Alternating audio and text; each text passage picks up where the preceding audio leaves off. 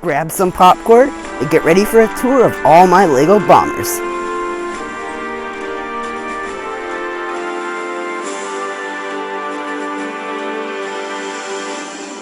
Over in the World War II group, we're going to start right here with the Avro Lancaster.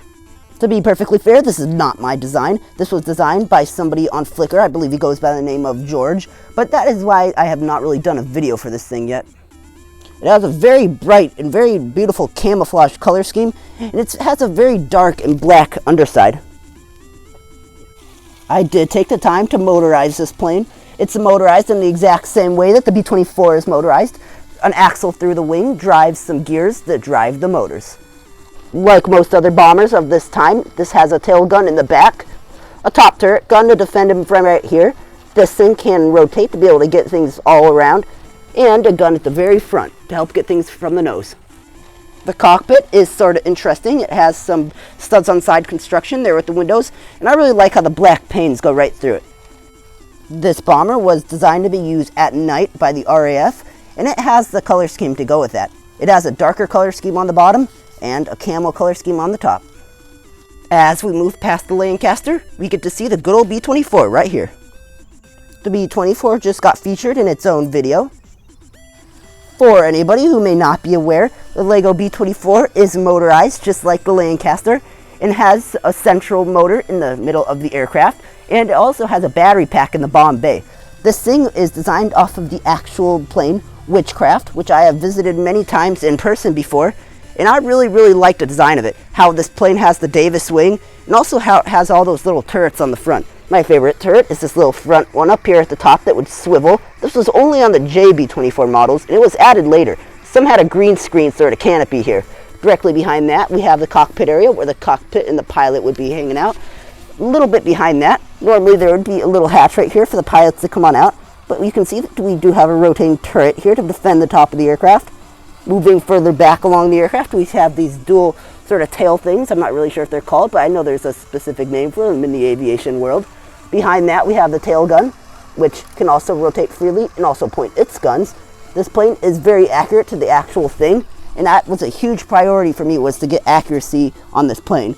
And I'm really liking this plane. This has been one of my favorite planes for a very long time, and I'm very happy that it can maintain its prominence in my collection. As we move past the B24, you may notice that there are two very large and very beautiful looking planes in the background. These are both B29s. They are off the same exact prototype plane design. This gray one here got built first, and then later on I built that metallic silver one right there. This gray one was originally the Enola Gay, and I had brought it to many shows, including World War Brick 2017. It uses a very simple design where it uses those curved slopes to get the main fuselage and all the way back. This plane does have a dihurial built into it, whereas the base of the wing is actually lower than the tip of the wing. Each one of these planes does use a system of hinging it where it goes back into the plane like this in order to get a very slight angle. The B29 had a very thin and very long wing, and that's something I really wanted to capture in this plane. This one here and this Lego one over here, which are both made out of these Lego bits, are not motorized. These are the only two World War II planes that are motorized. The B29s are not, but I really felt like they did not need to be, especially this metallic silver one here.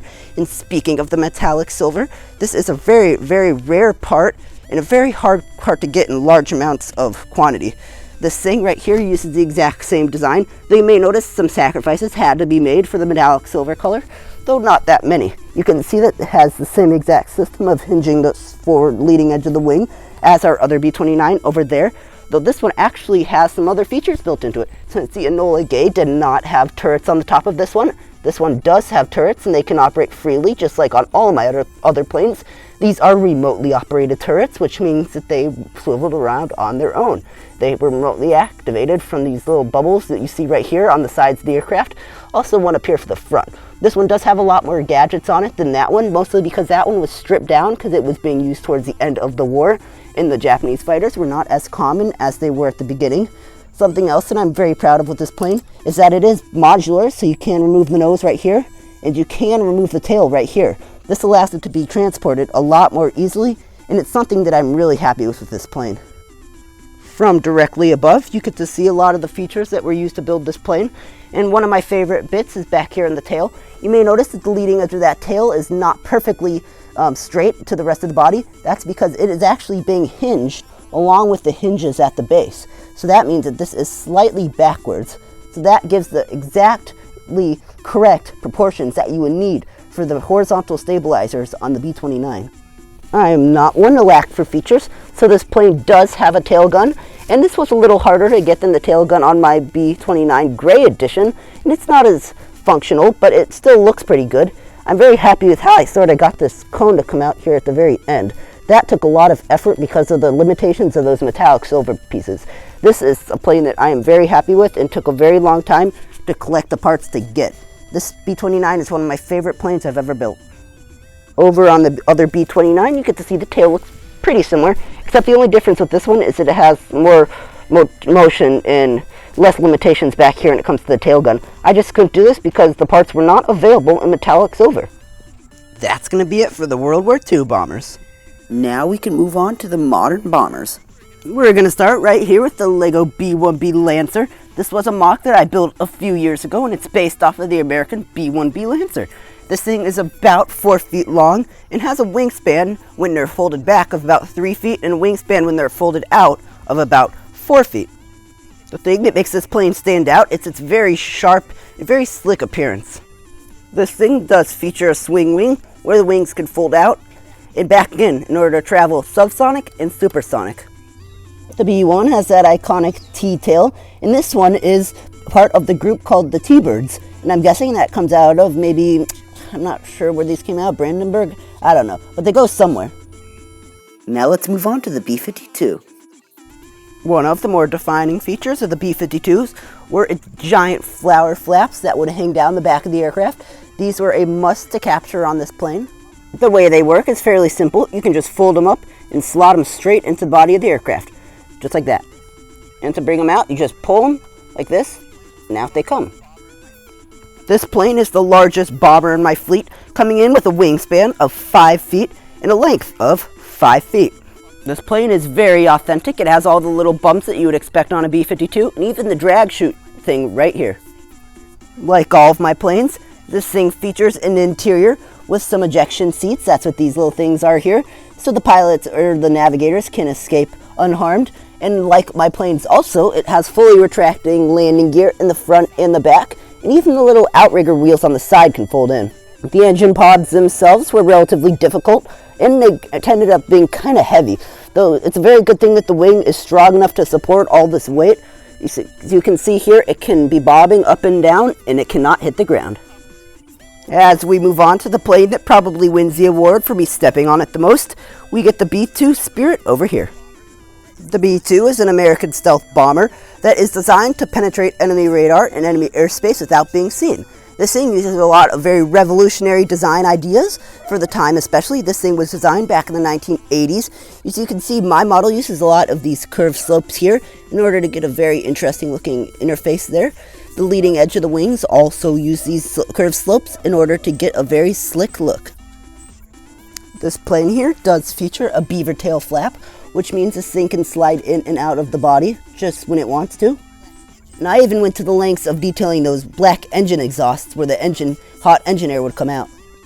There are some misconceptions about this plane. A few I will mention in this video. One is that this plane, a lot of people think this plane is black. It is not black. It is actually a very dark gray, very similarly to the B-52. Another misconception is that this plane is small. It is not small at all. As you can see, this thing is absolutely giant.